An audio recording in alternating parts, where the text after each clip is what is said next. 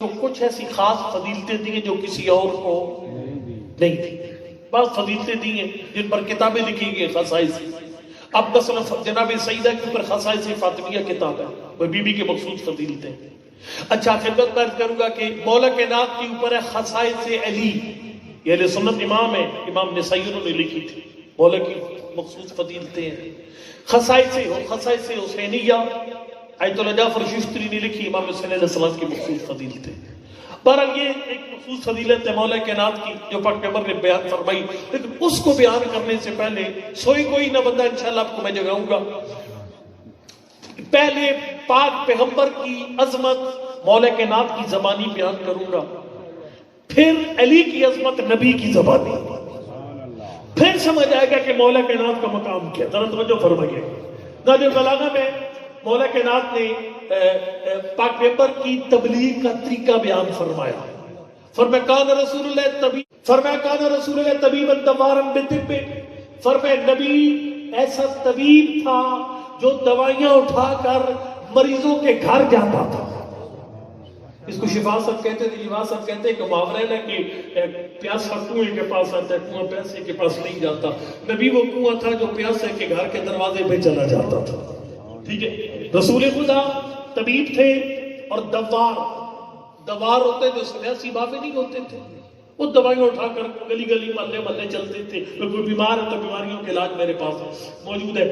فرمایا کہ رسول خدا طبیبا دوارا بطب. البتہ یہ اپنے بچے جو مدرسے کے ان کو میں عرض کروں گا، وہ پھر دو ہتھیار بیان کیے تبلیغی ہتھیار پاک پیغمبر کے. قد احکم مراہمہ وقد احما مواسمہ. فرمایا نبی کے پاس دو ہتھیار تھے، ایک استرا تھا، ایک مرہم. استرا کاٹنے کے لیے اور مرہم جوڑنے کے لیے. سرکار نے فرمایا نبی پہلے استرا نہیں چلاتے تھے. ہمارے نوجوان خطیب جو ہے وہ کئی دفعہ استرے پہلے چلاتے تھے. ٹھیک ہے، وہ پہلے استرا نہیں چلاتے تھے. فرمایا نبی پہلے مرہم لگاتے تھے. وہ جو عورت بیمار پڑی ہوئی تھی جو حضرت کے اوپر گند پھینکتی تھی، وہ بیمار تھی. نبی اس کے گھر چلے گئے، اپنے اخلاق سے اس کے دل پہ مرہم لگا کر اسے ایمانی معاشرے کا حصہ بنا دیا. لیکن عمر اپنے وہ کینسر بن گیا تھا، اسے کاٹ دیا. فرمایا کو ایس کتے کی زبان کو بند کرنے والا. یہ کام بڑا مشکل ہے بچوں، یہ بڑا مشکل کام ہے کہ کاٹنا کس کو ہے اور جوڑنا کس کو ہے. یہ آسان کام نہیں ہے. قد احکم مراہمہ فقد احما مواسمہ. لہذا پہلے دوائی پہلے مرہم لا کر اس طرح پہلے نہیں چلاؤ.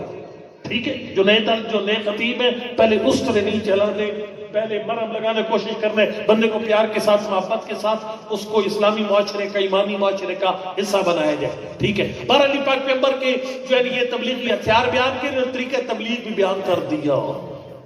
لیکن آئیے اب مولا کائنات کی عظمت نبی کی زبان سے جملہ سنیے گا. فرمایا یا علی انت مثل الکعبہ ان الکعبہ توتا ولا تاتی. فرمایا یا علی تیری مثال اسلام میں وہ ہے جو کعبے کی مثال ہے. فرمایا کعبہ لوگوں کے پاس نہیں جاتا، لوگ کعبے کے پاس آتے ہیں.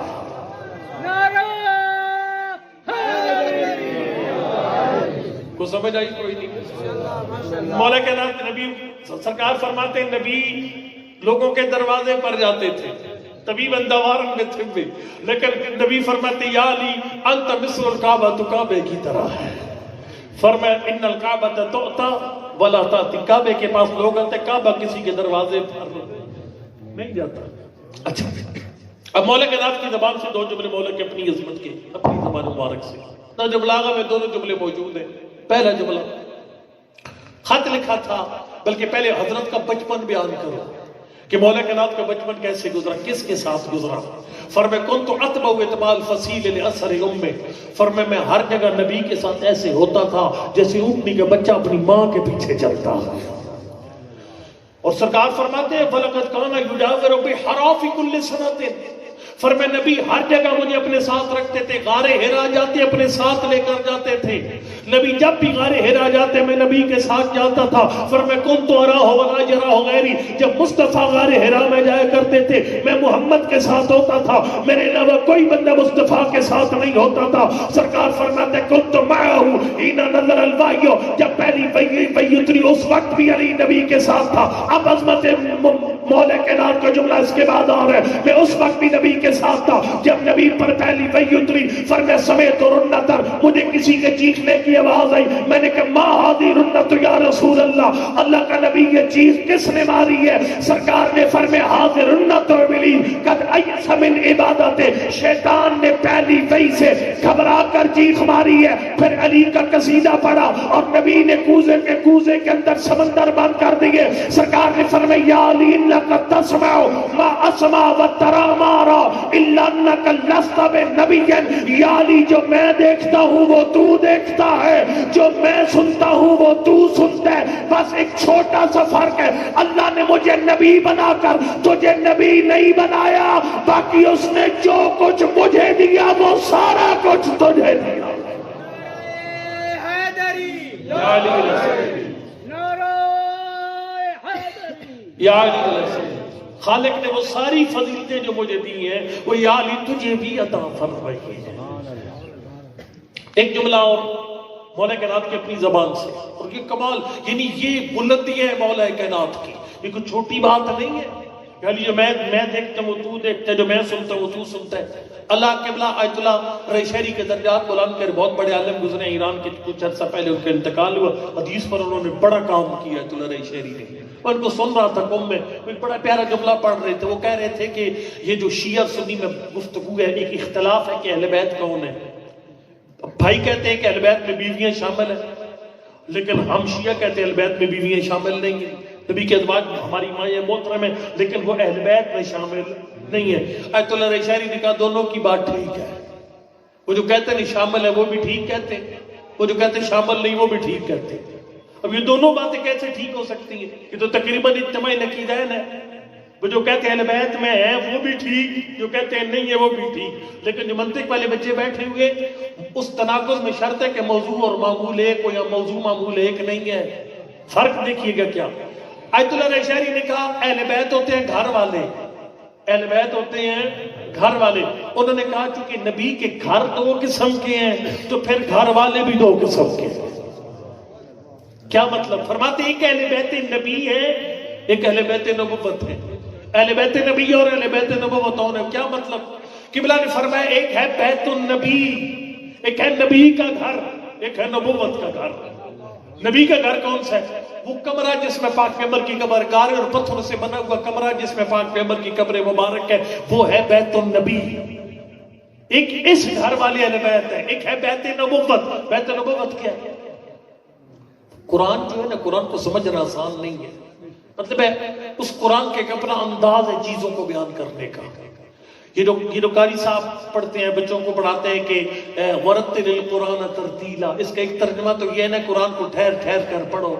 ایک اور ترجمہ بھی ہے کہ قرآن پاک سے نتیجہ لینے میں جلدی نہ کرو، حوصلے کے ساتھ ابال نہیں کرنا، آرام آرام سے قرآن نتیجہ دیتا ہے۔ اب ایک دم قرآن کی آیت پڑھو، لا تقربوا الصلاۃ، نماز کے قریب مت جاؤ، اگر ادھر ہی بریک لگا دو۔ قرآن میں اللہ نے منع کیا نماز پڑھنے سے، بات ختم ہوگی، نماز ہی کوئی نہیں، لیکن من تم سپارہ پڑھو گے تو نتیجہ نکلے گا۔ لا الہ پہ بریک لگا دو، کوئی عبادت کے لائق ہے ہی کوئی نہیں، اللہ پڑھو گے تو بات سمجھ آئے گی۔ قرآن پاک میں جلدی نہیں کرنی، ٹھہر ٹھہر کر پڑھنا۔ قرآن کا اپنا طریقہ ہے، قرآن کا میں اس کو ایسے کہتے ہوں، قرآن کی چیزوں کو موٹر وے کے طریقے پر نہیں بیان کرتا، وہ مظفر آباد والی سڑک کے طریقے پر بیان کرتا ہے۔ موٹر وے کیا ہے؟ سیدھی روڈ ہے جناب، اور اس پہ کنواں گیئر لگ گیا اور اس میں ظاہر ہے وہ ڈرائیور سو جاتا ہے، اس کو وہ بور ہو جاتے ہیں، ایک جیسا سارا سسٹم چل رہا ہے۔ لیکن پہاڑی علاقے کا سفر ہو، کبھی پہلا گیئر کبھی دوسرا گیئر، کبھی بریک کبھی موڑ آ گیا، اس میں بندے سوتے نہیں ہیں، بور بھی نہیں ہوتے۔ سمجھ آ رہی ہے کون؟ ٹھیک ہے۔ تو وہ ہمارے قوم میں ایک استاد وہ کہتے ہوتے تھے قرآن کا بیان موٹر وے کے طریقے پر نہیں ہے، قرآن میں زگ زیگ ہے۔ کیسے؟ قرآن ایک دفعہ بالکل نیچے لے جاتا ہے پھر اٹھا کر آسمان کی بلندیوں پر لے جاتا ہے۔ یہ ذرا سمجھیے گا کہ بیت نبوت کے اللہ نے اپنے حبیب سے کہا قل انما انا بشر مثلکم، میں تمہاری طرح کا عام انسان ہوں، بالکل نیچے کر دیا، لیکن پھر اٹھایا کیا، یوحا الیہ، مجھ پہ وحی ہوتی ہے۔ اس کے در میں پتہ کیسے کرتا ہوتا ہوں، اس کے در میں سے کرتا ہوتا ہوں جیسے میں کہوں تو مجھ میں اور شہباز شریف میں سیاسی طور پر کوئی فرق نہیں، بس وہ وزیر اعظم قبلہ تو سارا فرق ہے، یا مجھ میں اور آیت اللہ سیستانی دعوت برکاتہ میں کوئی فرق نہیں ہے، بس وہ آیت اللہ ہے، یہ تو سارا فرق ہے۔ ٹھیک ہے، اللہ نے حبیب سے، حبیب ان کو کہہ دے میں تمہاری طرح کا عام انسان ہوں، تم اور مجھ میں ایک ہی فرق ہے، وہی سارا فرق ہے، میں اپنے رب سے اس کی وحی وصول کرنے کے لائق ہوں، تم وصول نہیں کر سکتے۔ وہ جس مرتبے پر پہنچ کر نبی اللہ سے وحی وصول کرتے ہیں، اس روحانی مرتبے کو بیت نبوت کہا جاتا ہے۔ تاریخ اٹھا کر دیکھ، ان 14 میں کسی مقام پر نہیں کہا اہل بیت نبی ہیں، جب بھی کہا فرمائے اہل بیت نبوت، ہم نبی کے اہل بیت تو ہیں ہی ہیں، لیکن اصل شان ہے ہم نبوت کے اہل بیت ہیں۔ اچھا اب ذرا فرق واضح ہو جائے، نبوت کے اہل بیت اور نبی کے اہل بیت کون ہوتے ہیں؟ آیت اللہ رائے شہری نے کہا، توجہ فرمائیے گا، آیت اللہ رائے شہری نے کہا کہ وہ منصب جس پر پہنچ کر نبی فرشتے کی آواز کو سنتا ہے، اس سے وحی کو وصول بھی کر لیتا ہے، اس روحانی منصب کو بیت نبوت کہا جاتا ہے۔ وہ جو زمین پر گارے اور پتھروں کا گھر ہے اسے بیت النبی کہا جاتا ہے۔ اللہ اکبر، کیسے فرق پتہ چلے گا اہل بیت نبی کون ہے، اہل بیت نبوت کون ہے؟ قبلہ نے فرمایا نبی اپنی زوجہ کے گھر موجود ہو، جبریل پیغام لے کر آئے، جبریل آ کر چلا بھی جائے، زوجہ کو پتہ ہی کوئی نہ چلے جبریل آیا کب، جبریل گیا کب۔ یہ ہوتے ہیں اہل بیت نبی، اور اہل بیت نبوت وہ ہوتے ہیں حسن مجتبی اپنے نانا کے پاس مسجد میں ہو، اللہ کی وحی آئے، فرشتے کی آواز سن کر آیتیں یاد کر کے جو گھر سنا دے انہیں اہل بیت نبوت